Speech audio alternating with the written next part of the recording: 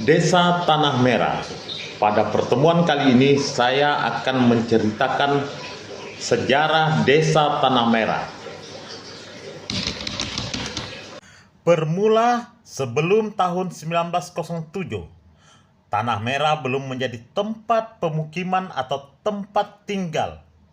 Jauh sebelumnya, Tanah Merah hanya merupakan tempat persinggahan suku nelayan atau suku laut, atau suku Dano, yang menurut kebiasaan mereka hidup dan beranak pinak di sampan, kemudian singgah sambil menunggu air pasang dan air surut.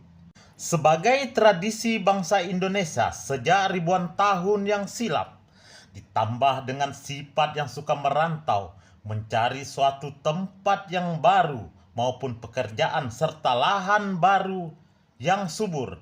Lama-kelamaan akhirnya ditemukanlah suatu tempat pemukiman yang layak bagi perantau-perantau asal Johor atau Malaka yang menyusuri pantai timur Sumatera dan akhirnya menemukan anak muara yang masuk ke Sungai Indragiri atau Sungai Sapat Dalam. Kelompok pelacak atau penemu tersebut pada tahun 1898 terlebih dahulu singgah di pantai-pantai dan mempersunting gadis-gadis di sungai luar, yang kemudian mereka menyelusuri alur sungai dan akhirnya menemukan Sungai Pinang dengan tenaga dan peralatan yang sederhana. Berita penemuan lahan pertanian di Sungai Indragiri atau Sungai Sapat Dalam tersiar luas sampai ke Johor atau ke Malaka. Maka berdatanglah perantau-perantau Bugis lainnya untuk membuka perkebunan sebagai lahan pertanian pada tahun 1907 yang dipelopori oleh Pak Sake, Pak Supu, Pak Pala, Pak Jumpai, dan Pak Kasim. Di samping perantau yang telah membuka parit sebagai lahan pertanian, maka berdatanglah perantau yang lain atau disebut Sautau Cina sekitar tahun 1917 seperti Tan Ki Mui, Seng Ki Chiao, Seng Chong Peng, Apek Daki, Hai Kilang, Heng Lang atau Apek Arang. Lalu kemudian perantau Cina ini berhasil mendirikan Togo, Jermal, dan pembakaran arang.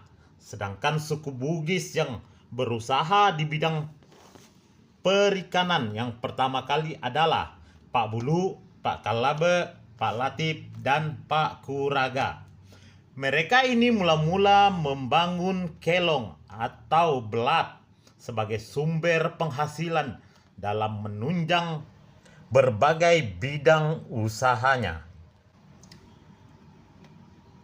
Makin hari, makin ramailah tempat ini dijadikan orang sebagai suatu tempat tinggal. Pada waktu itu, daerah ini belum mempunyai nama, hanya merupakan tempat tinggal beberapa orang penduduk yang lebih dikenal dengan nama Bagan Arang. Bekas dan sisa pembakaran yang menyatu dengan tanah kemudian menjadi warna merah, maka dikenallah dengan nama Tanah Merah. Mungkin hanya ini yang bisa saya sampaikan. Jikalau ingin mengetahui betul tentang sejarah Tanah Merah, silahkan datang di kantor desa Tanah Merah. Jikalau ada kata-kata dan penyampaian saya yang salah, saya mohon maaf. Wallahumma muwaffiq ila aqwamit thoriq. Assalamualaikum warahmatullahi wabarakatuh.